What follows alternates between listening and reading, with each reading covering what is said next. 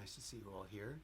Welcome to another in our series of Simple Keys, Essential Tools. For those of you joining us for the first time, I've done quite a survey, both recording and making a video series of meditations and musings and analyses of the 96. Oh, actually, we have to close the door because we don't want all the traffic noise.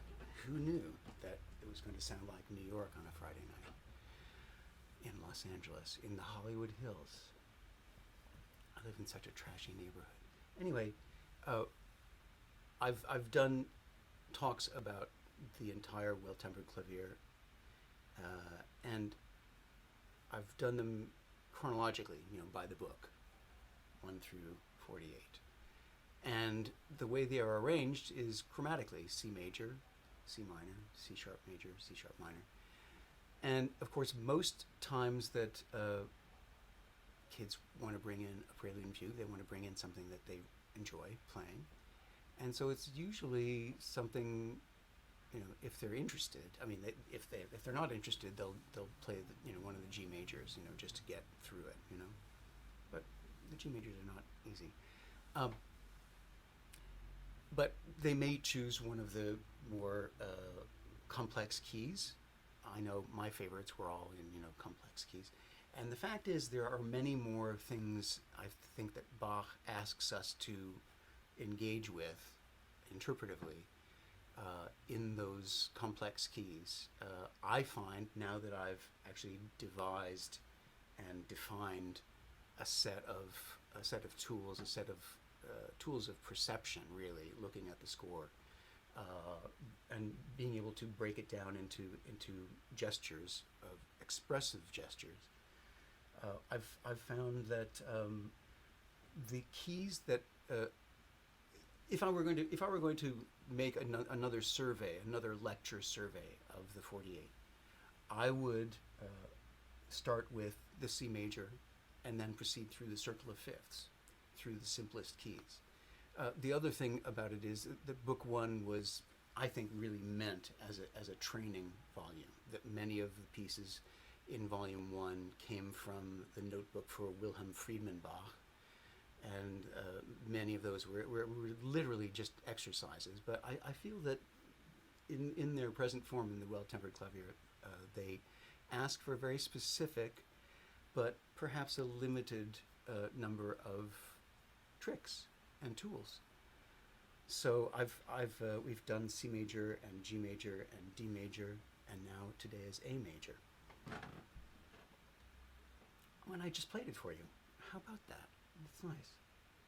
Looking at the score to the A major prelude from Book I, and I will let you know very immediately that the one trick that we'll probably be talking about quite a bit in one way or another is letting go.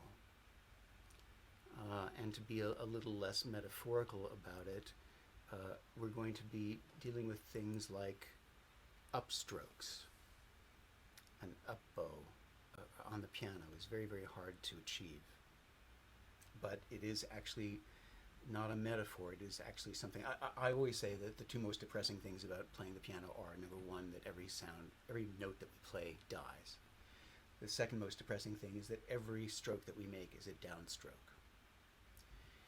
And every time I work through the Well-Tempered Clavier, and I've just finished, re-recording all 48, and then getting ready for various lectures and events, I've come to even more focus on some of these, and that has led me to have new sort of revelations about pieces that I was feeling actually quite confident about. But there's usually one big idea that carries me through the next work session through the whole cycle. And the idea was this idea of letting go as creating an upstroke on the keyboard. And actually, many of us actually use our wrist a fair amount, but we tend to use it as a preparatory thing, so that it's sort of like a batter, sort of taking a practice swing, or having a sort of a wiggle, and it's that sort of thing. It doesn't really do anything. I mean, the wrist is there to move the hand, and to make an upstroke, I believe we have to start from the key and lift it, literally lift it. Not, and I know I do this too. We actually think about placing it, and maybe making it somewhat shorter in duration with our articulation. But it has to be a physical act. So it really has to be an upstroke. And it's not enough to say, I'm going to play it really soft, because that's another downstroke. This has to be lifted. Actually, what would be really cool if we could lift both of them. That would be really great. But I'm lifting both of them. I'm not playing any one except this one. And what is that? That is an anapest ornament of an appoggiatura.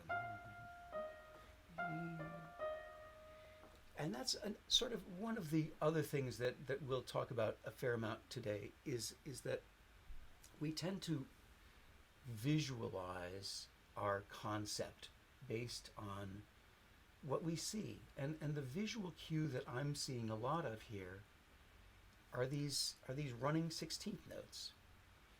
They run quite a lot longer than that, I've circled, but the idea is that it's not enough to respond to it as we would normally as pianists and say,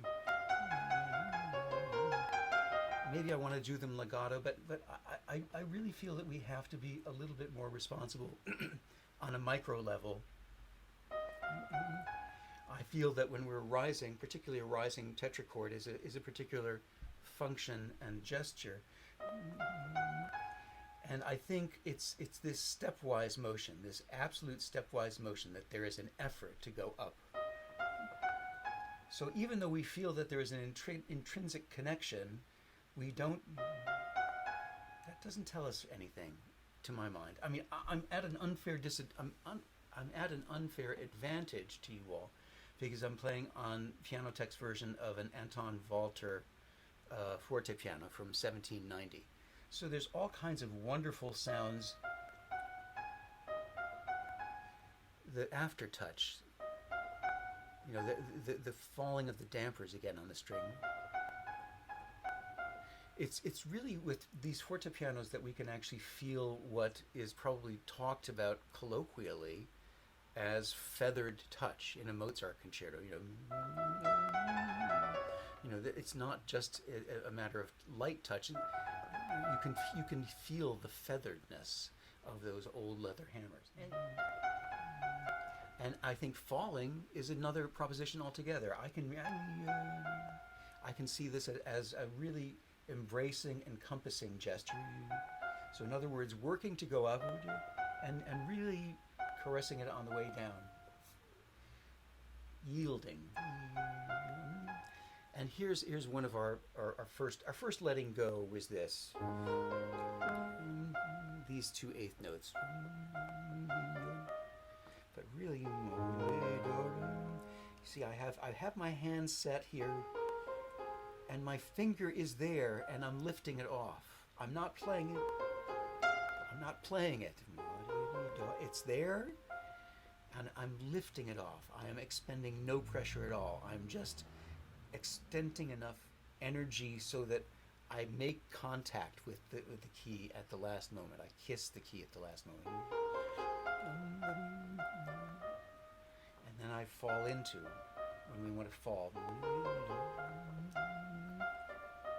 You really can fall then. And so here, again, I don't want us to fall into the visual pattern of following the contour of this and following the continuum of this. You see, I'm very legato. And this letting go thing, rather than, I think this is really, it really needs to be, I think this needs to be lifted as well. It's not, I really don't feel that that's what he's after. And it's such a thing because I often talk about contour dynamics. When we go high, we should get louder. When we go low, we should get softer. Just on a real contour basis, note to note. And I no longer think this is true because I'm much more apt to float up to these notes, right? And besides, we've just executed a beautiful fall, so why would we want to start over? Just cloak it in the sound that we've created. And actually, one of my favorite notational tricks is the idea of putting parentheses around notes that we want. And that's not helping because that's actually a very big line.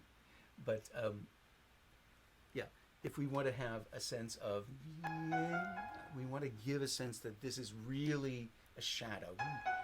We've heard it before. Now,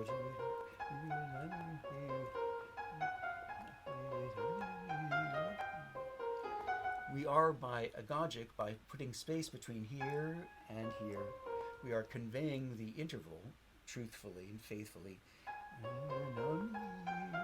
Falling again, and then ghosting, parenthesizing that, falling again. And now we're finally rising, and really quite a rise it is, It's really quite amazing. So there are all of these things to deal with. There's also the question that we don't really deal all that often with in preludes. But if you actually let's go back to the score, and I promise I'll be there with you. The next thing we really should deal with is the idea of sequences between divided between the voices of one hand, two voices, one hand. And so we have in the left hand.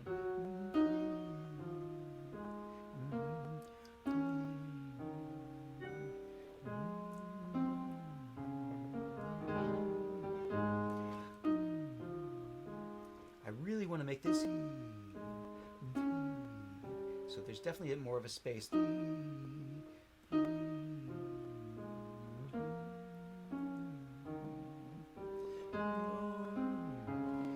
Actually go back and forth. I can make this the main voice, the top voice first. The lower voice is ephemeral and parenthetical. Now maybe the left hand comes in. You see I've got it marked with a sort of a stress, a strong stroke. And now this is the ephemeral voice, so that we can hear more easily. And all of this is at the service of the melody line. And the melody line, as we've discerned or decided, has more than one thing going on. It has two voices going on, and we have to take into account what it will take for us to make a very convincing and faithful version of all of these intervals and these contours. So in slow motion.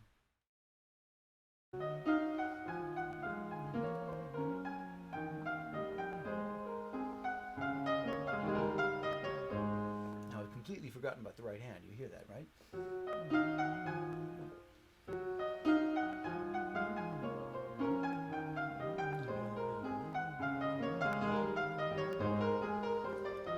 Well, and with the left hand right now, I've really fulfilled the contract of making us aware of two voices in one hand, while not impeding or getting in the way of the lyricism of the right hand. I can probably balance that better.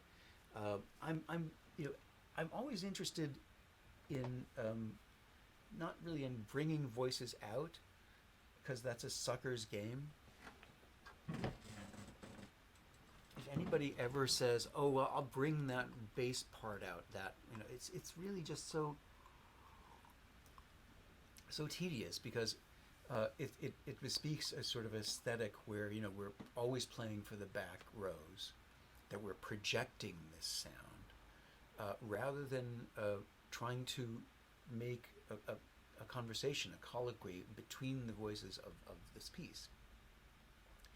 And I find that most of my decisions have to do with gaining and cultivating transparency. And by transparency, I mean that we, rather than bring voices out, we allow the sung line to be the last thing ringing. So we make the notes of the accompanying voices somewhat less dynamically, if we can do that. But if we take into consideration what Bach would have done on his own instrument, his own time, it's really a matter of length, of duration, articulation, as we call it in modern times. And again, this idea of stress and release is something we can work into it. But it's all a matter of actually calibrating away from bringing a voice out or being prominent with a voice. And so that's a completely different aesthetic to what people are used to. But I've found that it's really quite freeing, is to really create as much as possible. And I've really decided that creating this upsurge, this flight, this urge to fly, this being completely lifted up by the downbeat. I talk about Chopin downbeats. Chopin never wrote a downbeat. I mean, even all of his downbeats are springboards to the next event. I once played the F minor concerto with a student orchestra at St. John's University in Minnesota, upstate. And that orchestra part is really thankless. I mean, they're just kind of trying to come in at the right time, and it invariably has that really leaden sort of feeling. Oh well, I got in on time, but it's like And so I said, you want to mark in your part the only real downbeat, the only real solid downbeat that we want to feel is in bar 248, and they're looking through the scores, and of course it's the last downbeat of the first movement. And the idea was that I wanted them to always have the feeling of Chopin's downbeats as springboards. And the more I think about it, I think we can apply that to Bach as well. There's got to be a way to rethink this. I'm so careful when I play the E-flat minor prelude and fugue to get the right sound, and also to let the top voice ring and let the lower voices evaporate selectively.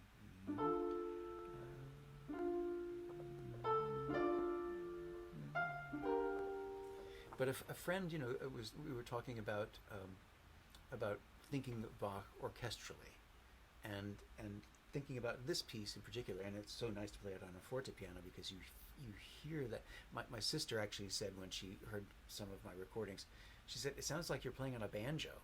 And she's right. The string length is probably about the same on these instruments.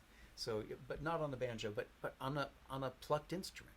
And so my friend was saying that this could be a lute duet. This would be, there's the accompaniment, and you see I'm lifting it off.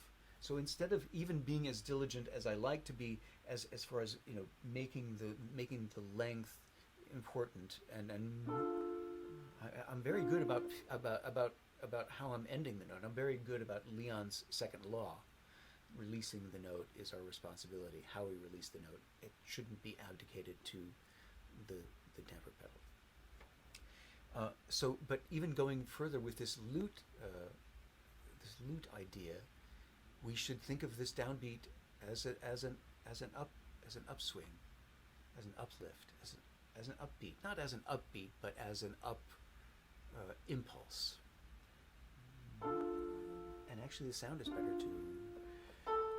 And I'm already, because I'm on my way out, it's going to help me make better decisions about the length of this piece, rather of this dyad. Because instead of waiting around for the right moment to cut out here, I'm actually in a physical. I'm choreographing this moment. It's not even about deciding how long should I play this note, because it is what it is. This is the choreography, and I think it looks good. And it sounds good.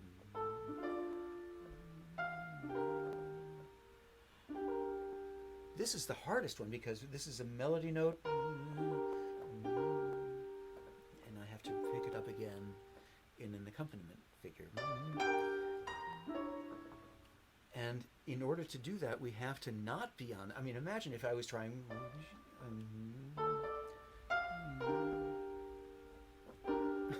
If we were looking at the page and saw that those nice big half notes, you know, I better hold it all the way.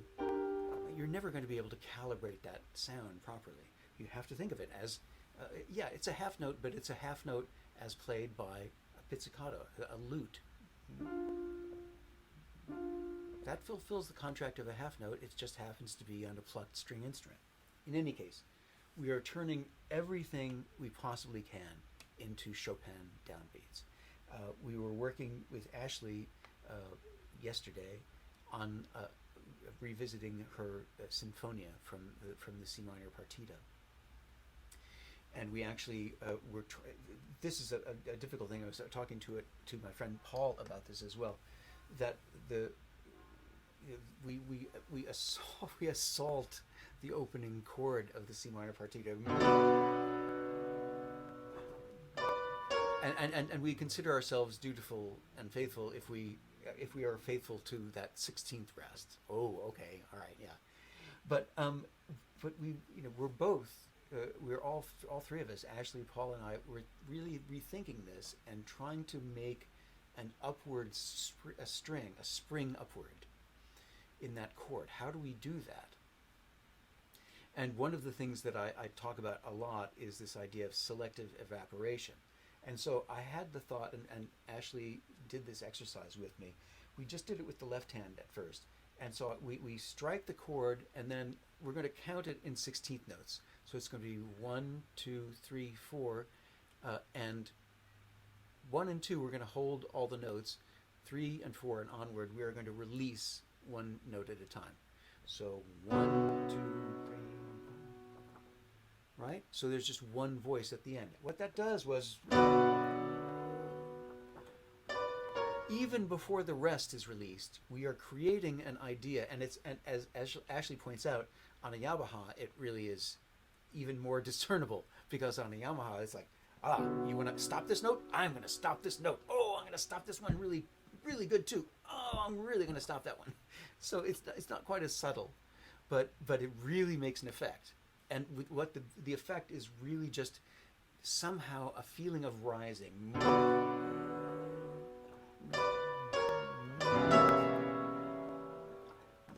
You hear that?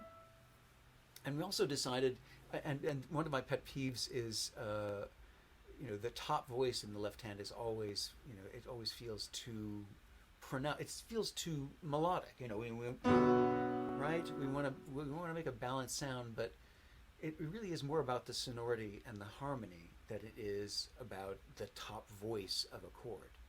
And so Ashley and I went backwards, and so it was 1, 2, 3, 4, 1, 2, 3, 4. And so that the bass note was the last note sounding.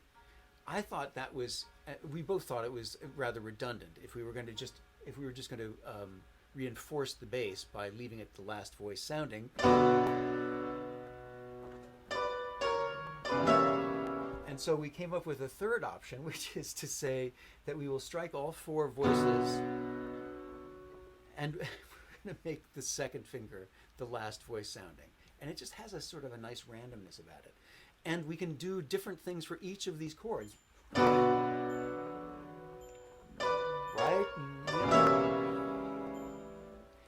Doesn't that have a nice feeling of sort of a random evaporation of that particular harmony, right? Anyway, not to get off that, but we're always trying to instigate and institute this feeling of the upward stroke, the upstroke, the up bow.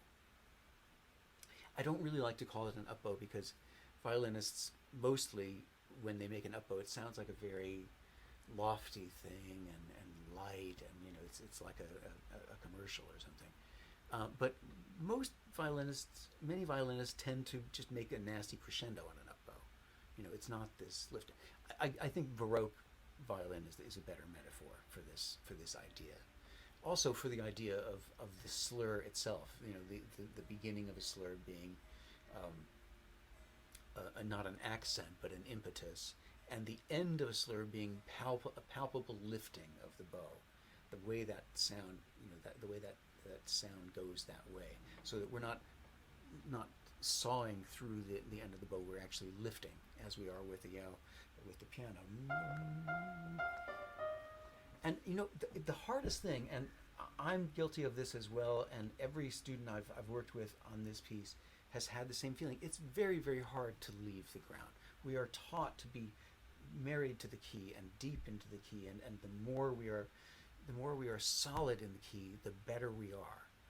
And so, when we have, chamber music coaches who say, oh, well, you're too heavy, and they start, lifting your hand off the keyboard, it's because they want to instigate and institute this feeling of the up bow, the upstroke, the idea of being able to lift a sound out of the piano, the ability to institute a feeling of up and down, because even at the most basic level, that's all rhythm is that feeling of down and up. That's the pulse, the two poles of the pulse. So we are always trying to instigate this idea of leaving the ground, and part of what makes it so difficult is that we're so used to just playing all of these notes the full length, undifferentiated but dutiful. And so the idea of this sounds just sort of touchy-feely. It would make an up bow, but it's actually a physical manifestation of that motion. Am I wrong? Am I playing that? I'm lifting it. Come on, courage, Chris. Oh, that'll be that. You know what? That's a great idea. We'll lift the fifth, and then we're on our way off the planet. We'll get that one with the fourth. Oh my God, that's a wonderful idea. Can I write that in? And because that way we can actually write that fingering exactly like that. 5, 4, 3, 2. And that's actually the most perfect sort of physical gesture for that figure, because we want two of these to be lifted. And I would normally I do switch fingers, but I haven't been doing it sort of intentionally. I've been like dangling like ballast in a balloon that's just floating away,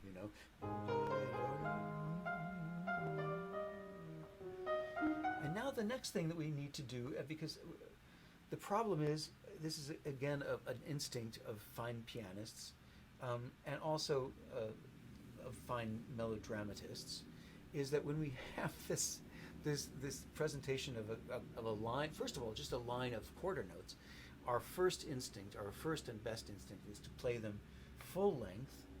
This is because this is an undifferentiated rhythm, so it must just be all about sostenuto.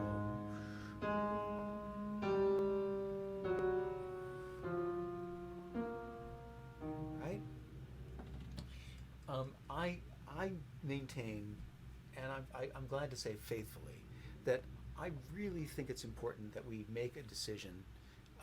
I think this is an octave, and that's a connection. The octave is a reiteration, but this is a connection, and then there is a separation. I think this is the new connection. So that means the nice thing is that because if we're scared of leaving the ground, and actually, Chris, that was a beautiful sound you did just with the solo voice. But if you're scared, you can always rest easy in the fact that the left hand might even be overheld. So the left hand will lend the warmth that we don't want to lose in the melodic voice, but the letting go is so difficult. But just be confident that we've got your back. You know what? We can even overhold the bass. Why not? That would make you feel even better, right? And I actually and we because that again, as an appoggiatura, it's not a. We're not achieving that. We are caressing it because it's basically this is the relationship that we're dealing with.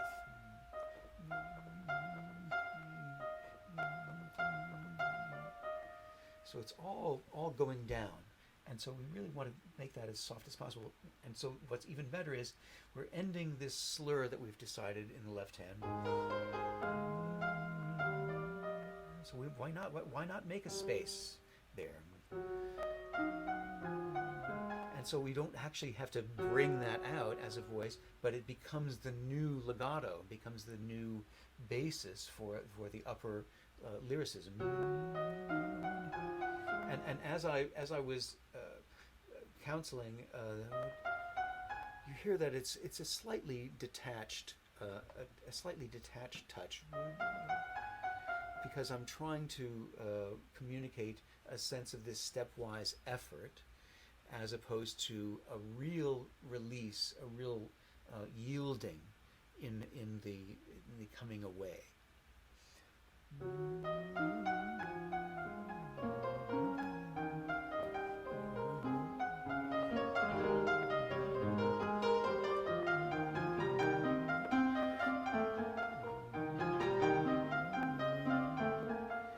The nice thing is that, and I'm finding this on all of the instruments, is as we deal with the different tessituras, it's very, very hard to modify and mollify. In that register, it's all so fragile. It's not just that it sounds like a female register. We have that subconscious association. It's actually it really needs a lot of TLC to make the right sound, to make the right articulation. Whereas I thought it was just because I'm left-handed, but I really feel it's just the left hand register. I can play much more legato, those up, but they still feel like they have an upward thrust to them. You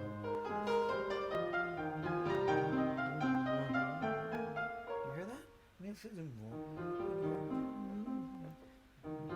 part of it is that it doesn't really ring like crazy. It's not like a Steinway. So I'm really laying into it. It doesn't sound like it.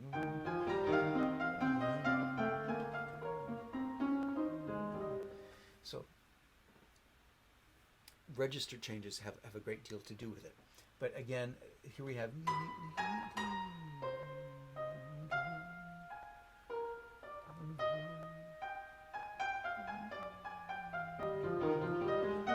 So now we come to this section, and one of the early tricks that I think is essential to good Bach playing. We would come to a passage like this and get this wonderful gemütlich Brahmsian feeling.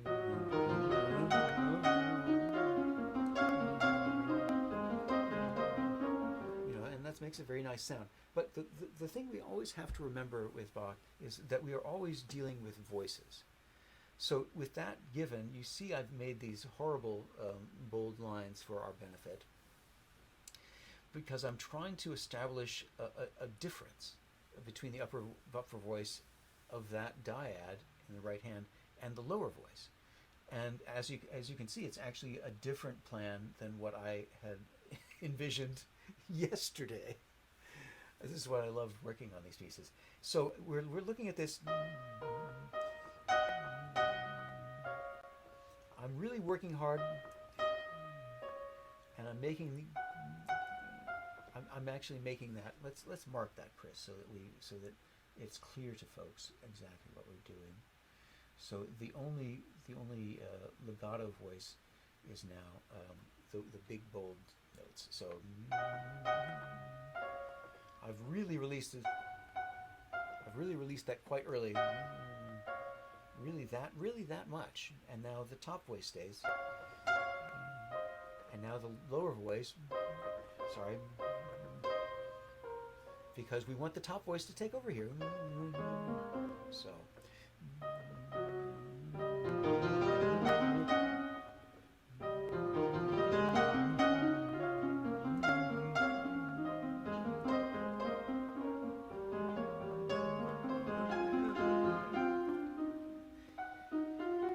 see what? Because I'm trying to. That ends. And this is also one of those amazing places where our true allegiance with contour dynamics, about actually getting louder when we go higher and getting softer when we go lower, has to do where we have these situations of contrary motion. Even in this one quarter note, I think it's very important to note. Here we are. We're in the left hand.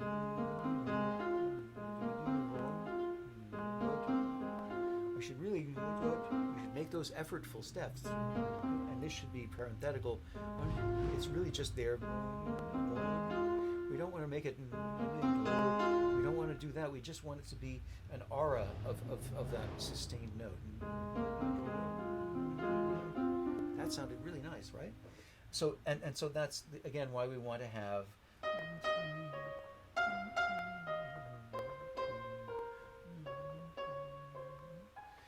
And here we have a downward motion, and we can't be influenced by the beautiful lyricism of the left hand. We can't go. We can't do that. We have to be true to. And that leaves. I could actually go even a little bit harder on our sense of building a sound to that F sharp. The other part of this latest go round has been the idea of what I call Vedrana's axiom, which is to say that we're used to in Beethoven sonatas in particular, when the notes get twice as fast, going from eighth notes to 16th notes.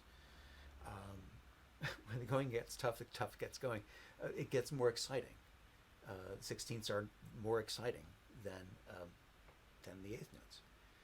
And with Bach, as Vedrana points out, it's really just the opposite. The small notes are the more expressive ones. So even it's not it's not really an ornamentation. Although on the harpsichord, all those 30-second notes do make a lot of noise. But the idea is to make a distinction.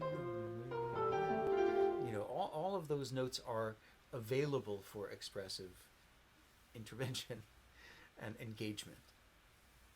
And so even here, when we're talking about this piece, and particularly when we're just coming up to this extraordinarily difficult place, one of the things, and we're not even in the fugue, guys. One of the things that I've been counseled was always to practice the voices separately. But the problem is we come against this passage. And now look at what happens. All the middle voice is truly split. Hey, who's this? Thank you, Meryl. The voice is truly split between the left and right.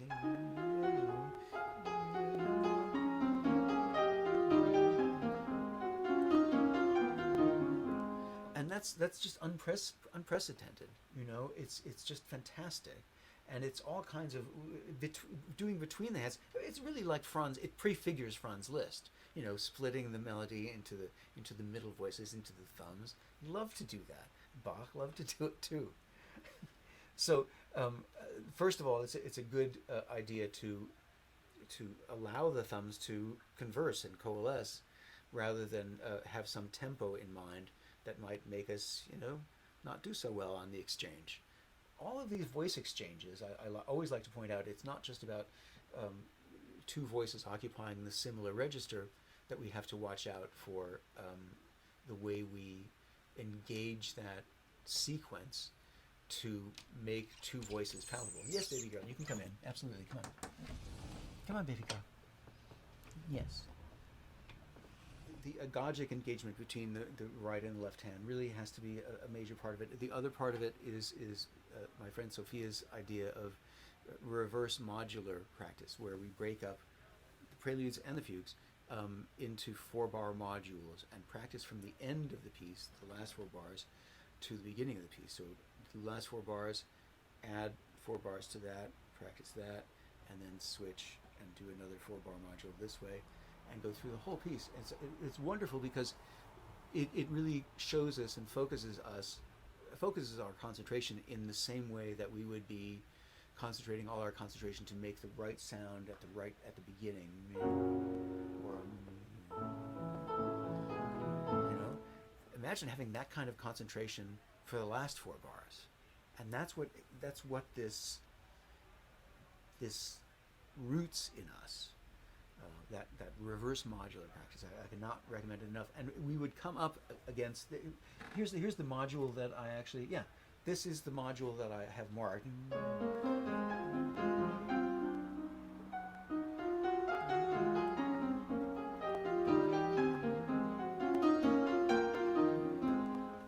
that's that.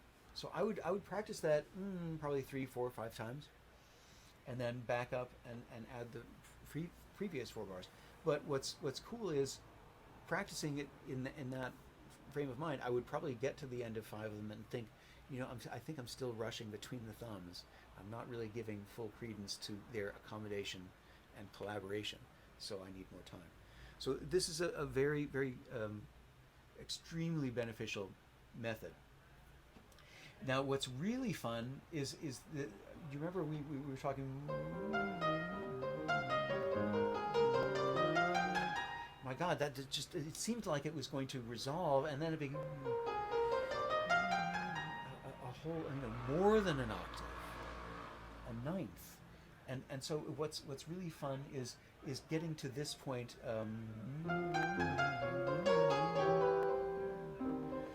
I think it's really wonderful that we take the responsibility of making this not a continuous line. I mean, I can't tell you how much I hate the idea of how dry I am.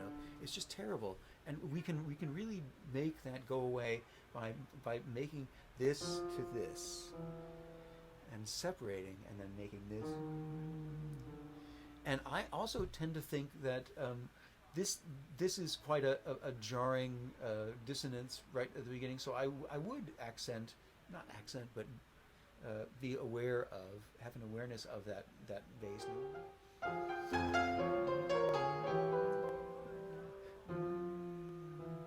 Right?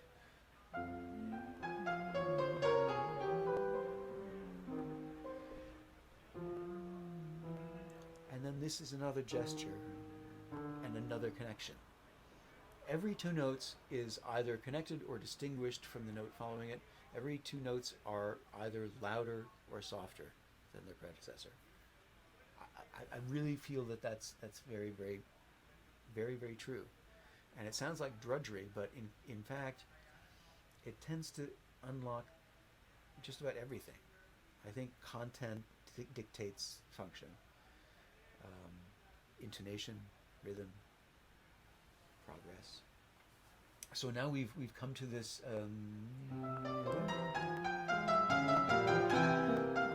and now our big scale is turned on its head. It's now a downward scale, and so I think it's incumbent upon us. He didn't write these as slurs, but I feel this unending descent, cascading, is something we really need to cultivate.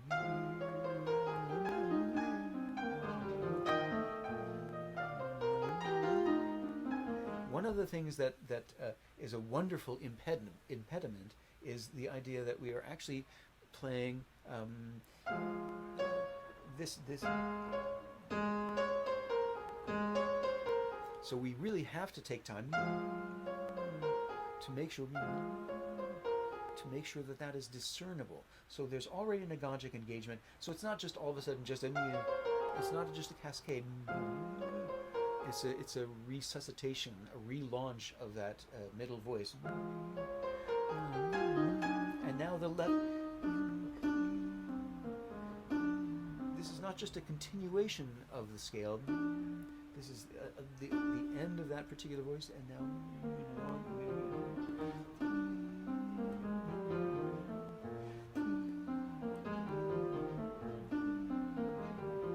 That's actually the thing.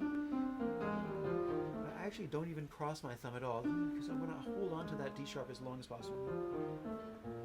So this cascade is actually still manicured and calibrated according to entrances of voices. We not only have to make clear the entrances of voices, but the exchange of voices.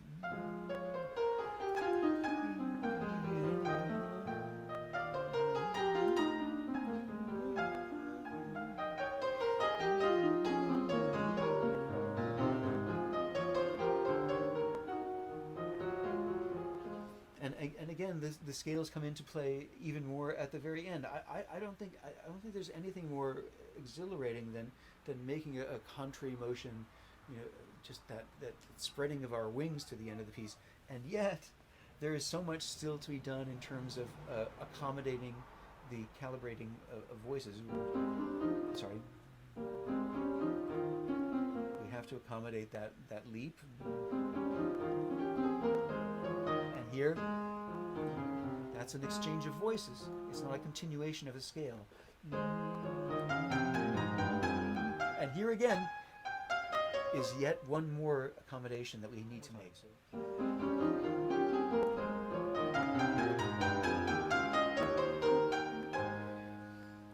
I didn't do the last one too well, but we'll just have to move on. You'll have to do that one next week, Chris.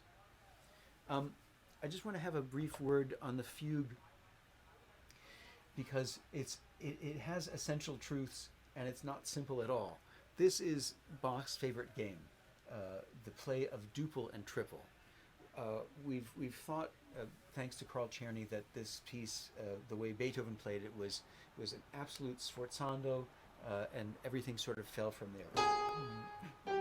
Fortissimo. So it really is unequivocal on the downbeat, and that's how Beethoven played it. I have no doubt of it, right? It sounds like something Beethoven would do. And I've been playing that sort of that way for quite a long time. But the more I really came to know that Bach's primary sense of play comes from his manipulation of duple and triple, this started to remind me of, well, this piece has resonances to the last century. Tatiana Nikolaeva played, the complete Well-Tempered Clavier and won the Bach competition, for which Dmitri Shostakovich was judge, and he wrote very soon thereafter, in a white heat, his own 24 preludes and fugues. And look at this play of duple and triple fugue in the D-flat major fugue. So that he writes all of it in quarter notes. So even though it's allegro molto, we should really feel those. We have no context for the beat at this point. What it is it is delineating a 12-tone row. So it's a 12-tone fugue. This, I'm happy to say, this fugue has supplanted the Barber fugue in competition routes as the most challenging, and there are many wonderful things that you can do with this fugue. It is the most challenging of all of Shostakovich's, but this is a great sense of play in that sense. If we just go by contour dynamics,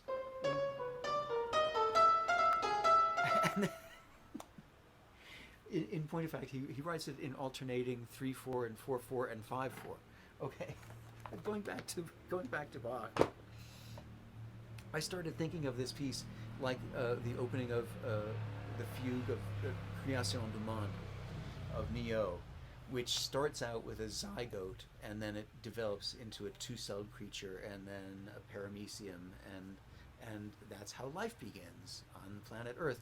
And he does it in the form of a jazz fugue. Da da dee da dee da dee da dee da da dee da da da. And it's a multiplication of rhythm. It's an augmentation of rhythm. And what Bach is doing here, I feel, is going from a single cell creature, and I feel this is definitely a dual impulse. Like this, I mean, if we don't see any bar lines, this list sounds to me like, why? I mean, how does that sound like anything? Right? The only way that we have any kind of context for this not being duple is is that next downbeat. And then we're off to the races. Then it is a constant duel and play and game to see which has prominence and which has prevalence, the sense of the duple or the sense of the triple.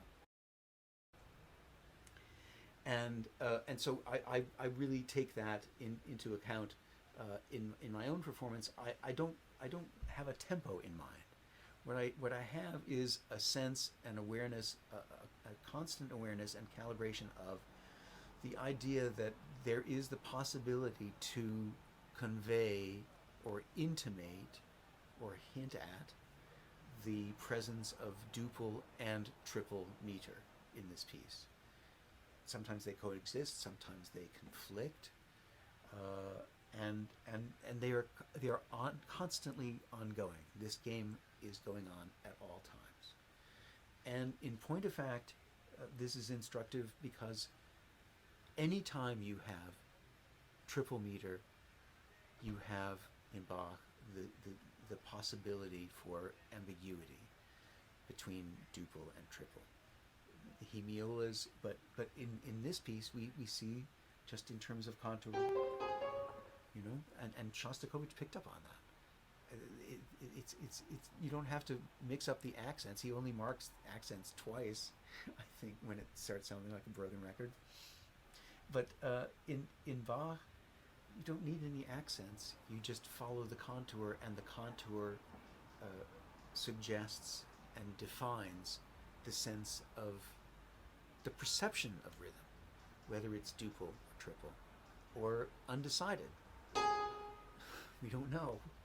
We don't know. We don't know here. We don't know here either. We sort of know there, although it sounds to me like he maybe came in early. There's ways of dealing with that.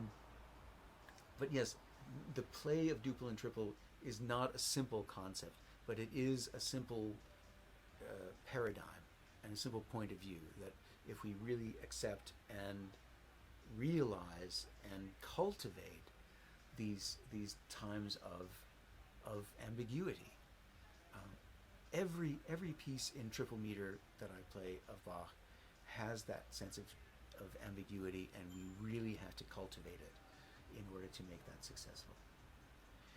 I thank you for coming tonight. Tomorrow night at the same time we will be going into the E major, and I hope to have more essential truths for you. Thanks for coming.